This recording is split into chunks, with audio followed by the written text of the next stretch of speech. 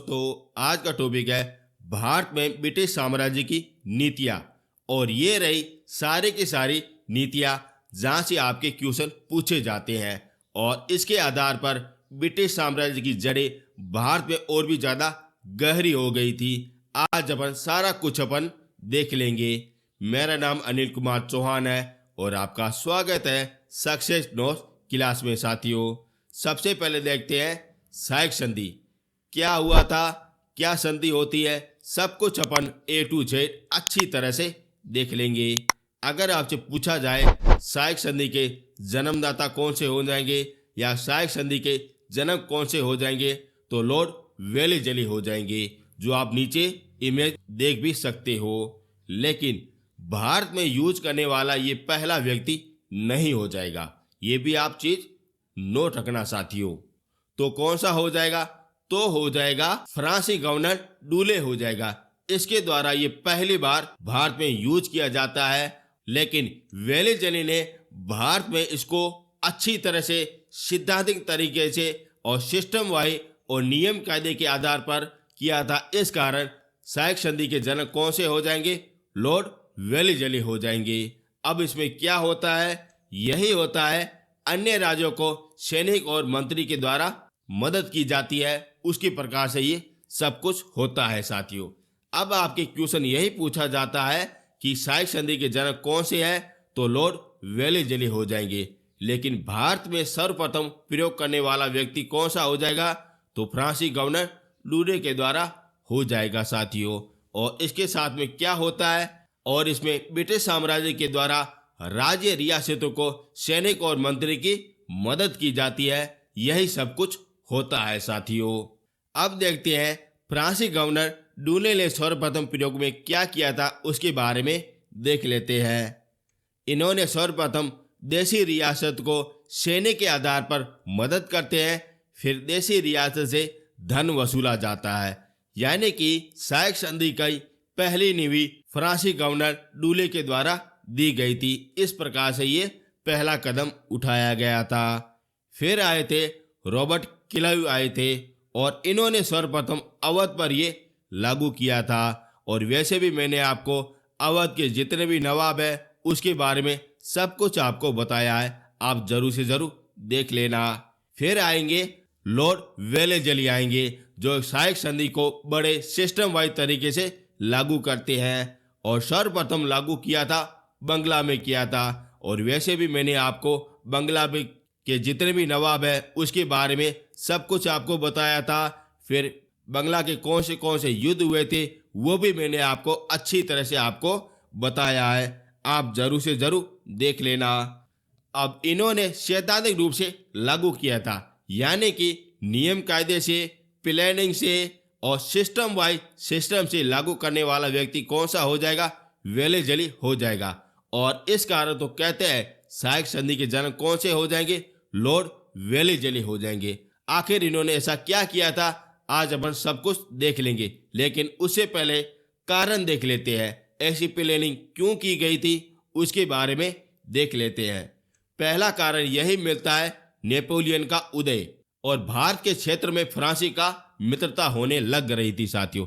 Very important है, जो फ्रांसी company है ना, वो सारी की सारी भारत में देशी रियासतों से मित्रता बना रही थी, दोस्ती बना रही थी और ये अपने ब्रिटिश साम्राज्य की आंखों में चुभ रहे थे।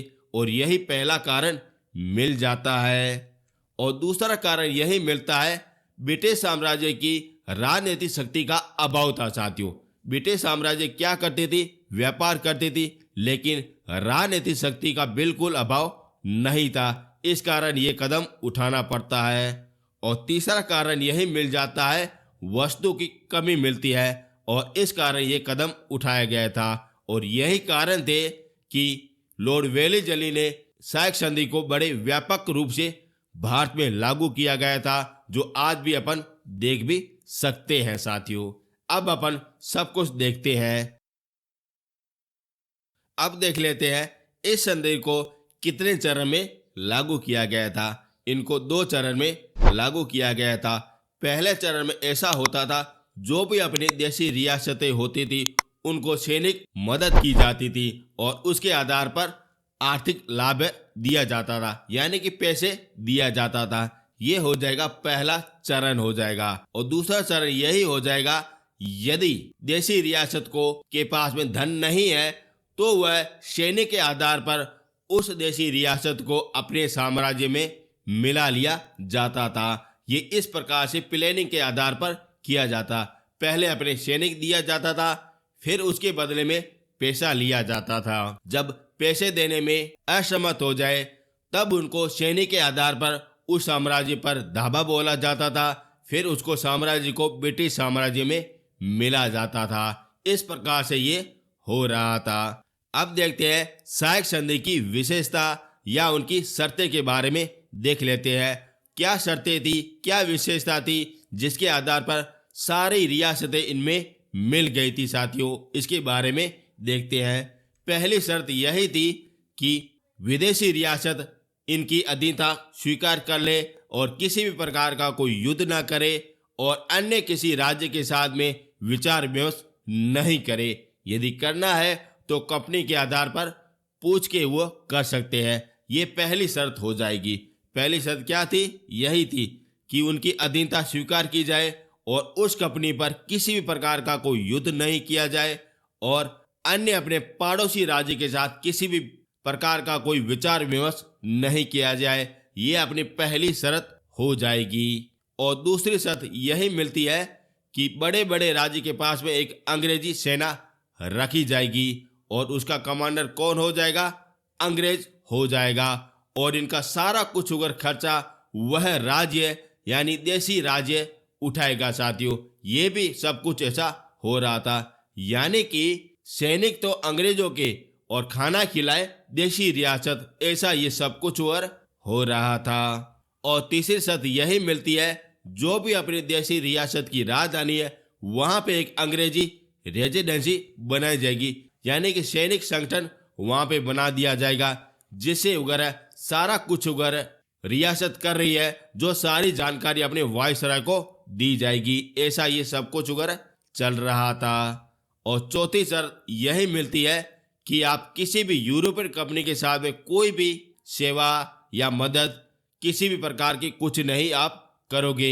ऐसी ये चार शर्तें थी। और पांचवी शर्त यही मिलती है कि कंपनी अन्य दुश्मनों के साथ उसकी रक्षा करेगी। यही इनकी शर्त मिलती है। दोनों में कहा गया था, यदि हम पर किसी भी प्रकार का कोई आक्रमण हो तो राजा हमारी मदद करेंगे, या राजा के ऊपर किसी प्रकार का कोई हमला हो तो वो कंपनी मदद करेगी। इस प्रकार से ये दोनों साझा के आधार पर करते हैं। और इसी के आधार पर 1857 की क्रांति, जिसमें देशी रियासत के जितने भी राजा है वो कंपनी का साथ देते हैं, इस कारण ये भी 1857 की क्रांति विफल हो जाती है। वैसे भी मैंने आपको 1857 की क्रांति करा दी थी। और छठी शर्त यही मिलती है, आपके देशी रियासत के मामले में किसी प्रकार का कोई हस्तक्षेप नहीं किया जाएगा, यानी कि कौन सा राजा बनेगा कौन सा नहीं बनेगा ये सब कुछ अगर आपको देखना पड़ेगा। ये कुल वगैरह 6 शर्तें थी जिसके आधार पर ये सब कुछ हो रहा था साथियों। यानी कि आप समझ सकते हो कितनी प्लानिंग के आधार पर ये सब कुछ वगैरह रचा गया था और उसमें राजा अच्छी तरह से फंस गए थे। फिर अपने आर्थिक, मानसिक और जनता के आधार पर बिल्कुल दुखी हो रहे थे। ये कुछ प्रकार की विशेषता है, बिल्कुल प्लानिंग के आधार पर रची गई थी। अब देखते हैं साइक संधि को किस प्रकार से राज्य में थोपा गया था। पहली बार यही किया गया था, जो भी इसकी अधीनता स्वीकार करेगा वो अपने आराम से कर लेगा। जैसे कोई छोटी रियासतें हैं वो ब्रिटिश साम्राज्य की अधीनता स्वीकार कर लेते हैं। यदि ऐसा नहीं करता है तो युद्ध करके उसको साइक संधि स्वीकारा जाता था। इस प्रकार से ये स्वीकारा जाता था। और तीसरा हो जाएगा कुशासन का आरोप लगा के उसको मिला दिया जाता था। अभी कुप्रशासन क्या होता है? किसी भी तरीके से कोई भी कमी निकाल के उसको ब्रिटिश साम्राज्य में मिलाना। जैसे हो जाएगा कर्नाटक, दूसरा हो जाएगा तंजौर और तीसरा हो जाएगा सूरत। इनको कुशासन के आधार पर वेलीजली के द्वारा मिलाया गया था। और चौथा हो जाएगा वेलीजली के द्वारा साइक संधि के द्वारा सारी देशी रियासत को मिलाया गया था और यहीं से आपका क्वेश्चन पूछा जाता है। पहला हो जाएगा हैदराबाद, जो साइक संधि को मानने वाला पहला नवाब हो जाएगा। दूसरा हो जाएगा मैसूर, तीसरा हो जाएगा तंजौर, चौथा हो जाएगा अवध। और वैसे भी मैंने आपको अवध के जितने भी नवाब है सब कुछ आपको करवाया है, आप जरूर से जरूर देख लेना। पांचवा हो जाएगा मराठा, मराठा के बारे में सब कुछ आपको बताया, वो भी आप देख लेना। छठा हो जाएगा बबरा, सातवां हो जाएगा सिंधिया और आठवां हो जाएगा होलकर। और ये सारे के सारे वेलीजली के द्वारा सारे ब्रिटिश साम्राज्य में मिला लिए गए थे। यानी कि यहाँ पे मुख्य रूप से ब्रिटिश साम्राज्य की सेना भी थी, आर्थिक मदद मिल रही थी और इन्होंने ब्रिटिश साम्राज्य की अधीनता स्वीकार कर ली थी। साथियों वेरी इंपॉर्टेंट है, ये आपको सभी को याद होना चाहिए। साथियों यदि आपको मेरा कंटेंट और मेरी मेहनत आपको पसंद आ रही है तो चैनल को जरूर से जरूर सब्सक्राइब कर देना और शेयर जरूर से जरूर कर देना। अब अपन बढ़ते हैं आगे। अब देखते हैं साइक संधि से अंग्रेजों को क्या क्या लाभ हुआ था, उसके बारे में देख लेते हैं, वो भी अपन पॉइंट वाइज पॉइंट के आधार पर। सबसे पहले देखते हैं कंपनी का विस्तार। जितने भी अपनी देशी रियासत इस कंपनी के आधार पर मिलती थी ना, वो सारे के सारे ब्रिटिश साम्राज्य में मिल जाती थी, जिससे क्या होगा, कंपनी का विस्तार हो जाएगा, जिससे अधिक मुनाफा हो जाएगा, जिससे व्यापार के और भी ज़्यादा स्रोत मिल जाएंगे और जिससे क्या हो रहा था, ब्रिटिश कंपनी को बहुत ही ज़्यादा फायदा हो रहा था और विस्तार और भी ज़्यादा हो रहा था। और दूसरा यही लाभ हो जाएगा, विशाल सेना की प्राप्ति हो जाएगी। जितने भी अपने सैनिक थे ना, वो सारे के सारे हिंदू और मुस्लिम हो जाएंगे और उसके आधार पर ये ब्रिटिश साम्राज्य की सेना में कार्य करते थे, जिससे ब्रिटिश साम्राज्य की सेना और भी ज़्यादा विशाल होने लगी थी, जिससे राजा भी और भी ज़्यादा घबराने लगे थे। और चौथा लाभ यही मिल जाएगा कि भारतीय शासकों पर नियंत्रण, जिसके आधार पर ये सारे के सारे साइक संधि से मिल जाते हैं। वहाँ पे जितने भी देशी राजधानियाँ थी, वहाँ पे एक अलग से अंग्रेजी रेजिडेंस की स्थापना की गई थी। उस राजा पर अच्छी तरह से नियंत्रण रख सकते थे। कोई भी किसी भी प्रकार की कोई मदद लेनी है तो वो अपने सारे के सारे अपने ब्रिटिश साम्राज्य पर निर्भर हो गए थे। इस प्रकार से सारा कुछ वगैरह प्लानिंग के आधार पर ये किया गया था। और चौथा लाभ यही मिल जाएगा, फ्रांसीसी कंपनी का पतन हो गया था, बिल्कुल पतन हो गया था। और इस संधि का प्रमुख रूप से यही उद्देश्य था कि फ्रांसीसी कंपनी और अन्य यूरोपियन कंपनी का बिल्कुल पतन हो जाए और ब्रिटिश साम्राज्य पूरे भारत में अच्छी तरह से लाभ कमाए और जितने भी सोना चांदी है, जितना भी धन है, सब कुछ अपने ब्रिटिश साम्राज्य में ले लिया जाए। यही इनका पहला और आखिरी उद्देश्य था और उसके आधार पर ये सफल हो भी जाते हैं। और नेक्स्ट लाभ यही मिलता है कि अंग्रेजी साम्राज्य का विस्तार हो गया था। वेरी इंपॉर्टेंट, यहाँ से हिमालय से लगा के कन्याकुमारी और पूर्व से लगा के पश्चिम तक सारा का सारा अंग्रेजी साम्राज्य में मिल गया था। यानी कि वायसराय और गवर्नर जनरल ये सारे सारे भारत में राज कर रहे थे और देशी राजा वह सब कुछ अगर देख रहे थे। इस प्रकार से ये सब कुछ हो रहा था। वेरी इंपॉर्टेंट है, ये बिल्कुल प्लानिंग और सिस्टम वाइज सिस्टम से लागू किया गया था और उसके आधार पर जितने भी देशी राजा है वो सारे के सारे इस चंगुल में फंस गए थे।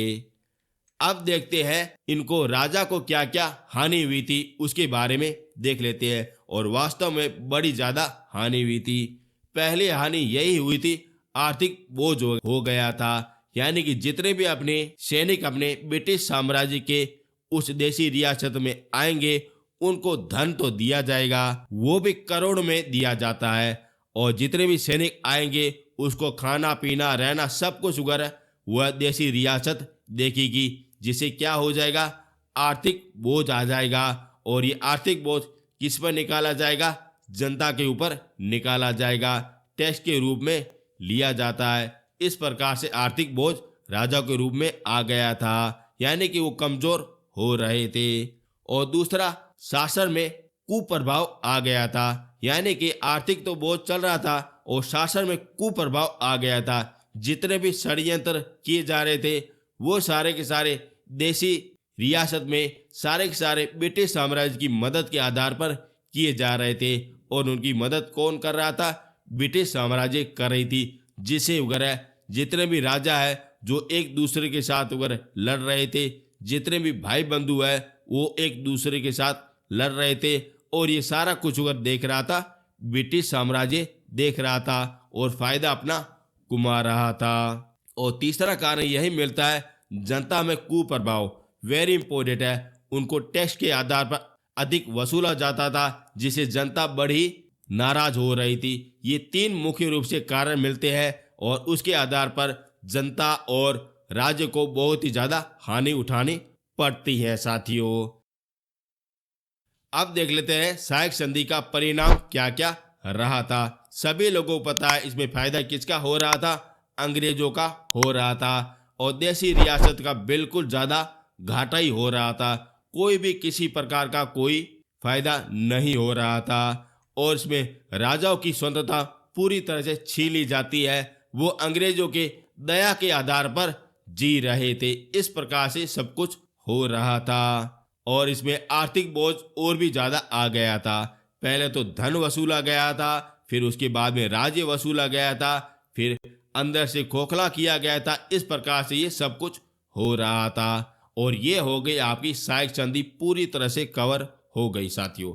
यदि आपको मेरा कंटेंट और मेरी मेहनत आपको पसंद आई है तो चैनल को जरूर से जरूर सब्सक्राइब कर देना और शेयर जरूर से जरूर कर देना साथियों।